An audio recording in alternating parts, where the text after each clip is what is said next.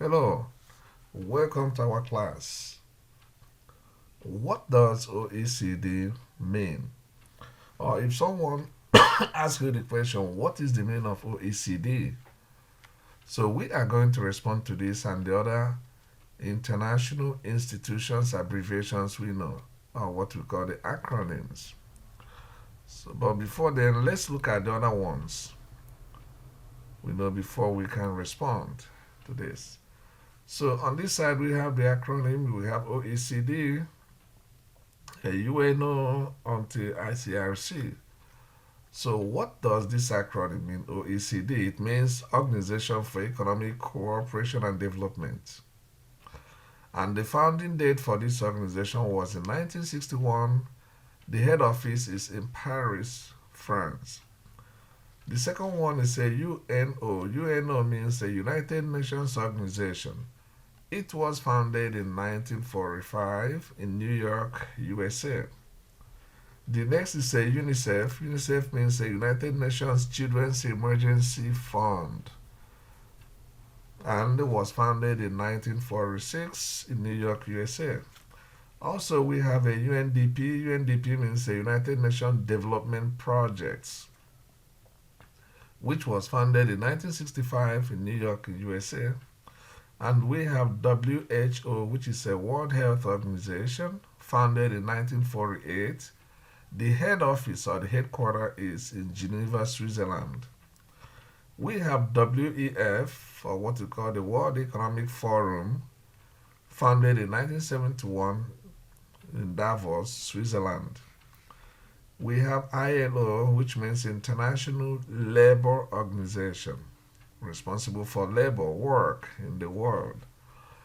This organization was founded in 1919 in Geneva, Switzerland. Now we have WTO, which is a World Trade Organization, founded in 1995 in Geneva, Switzerland. We also have ICRC, which is International Committee of the Red Cross. Really, you call Red Cross and Red Crescent. For Islamic countries, they don't call it Red Cross, they call it a Red Crescent. This was founded in 1863 in Geneva, also Geneva, Switzerland. So we also have more international institutions here. We have a UNESCO.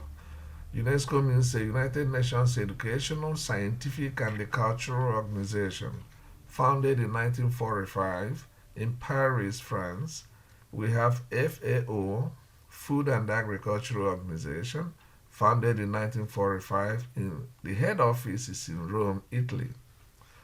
We have OPEC, Organization for Petroleum and Exporting Countries, founded in 1960, and the head office is in Vienna, Austria.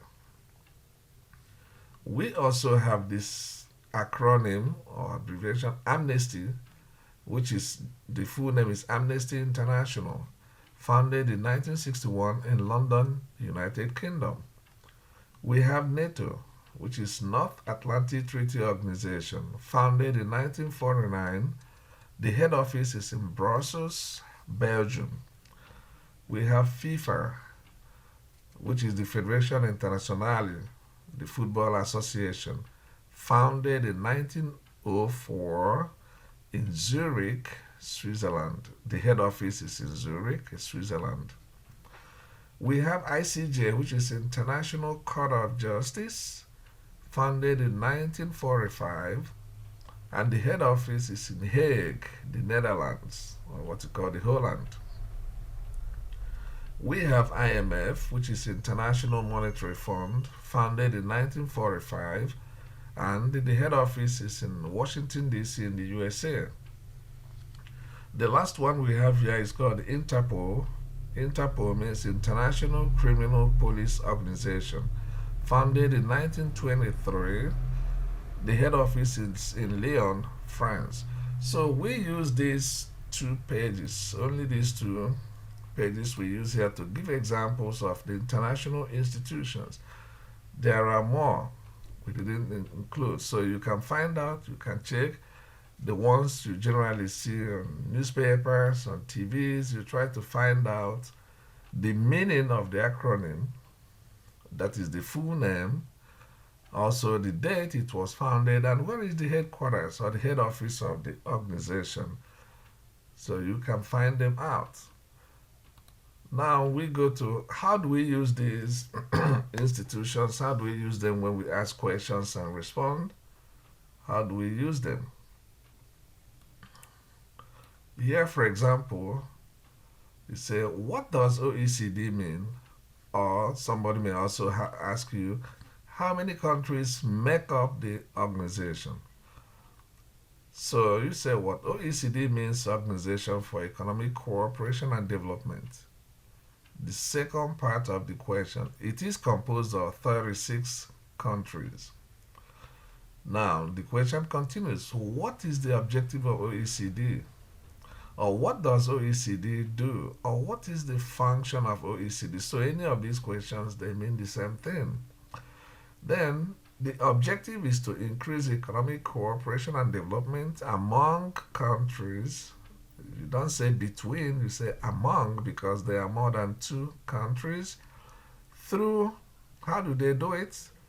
Cooperation and development through democracy and the free market economy. That is, the countries that practice democracy and free market economy can join this organization or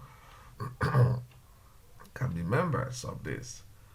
So, what are the criteria for membership?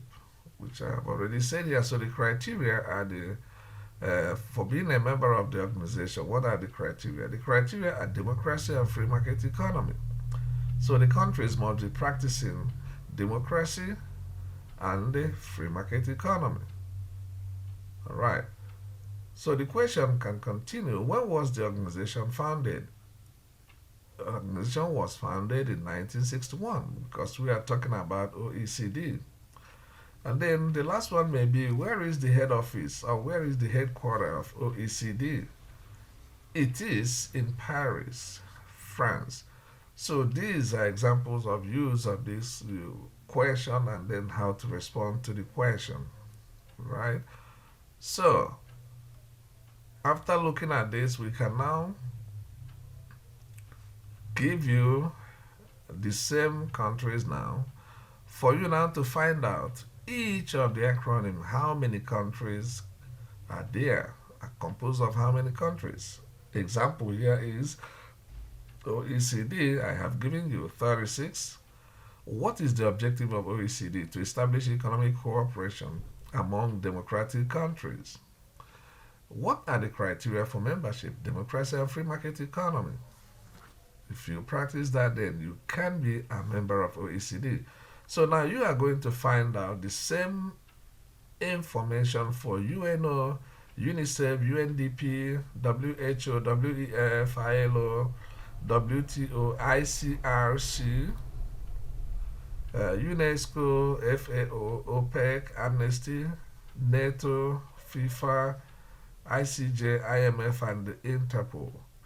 So get all this information is going to be very good for you to understand, because most of the text we are going to read, you'll be meeting all these acronyms, and if you don't know their meanings, it's going to affect your understanding of the text.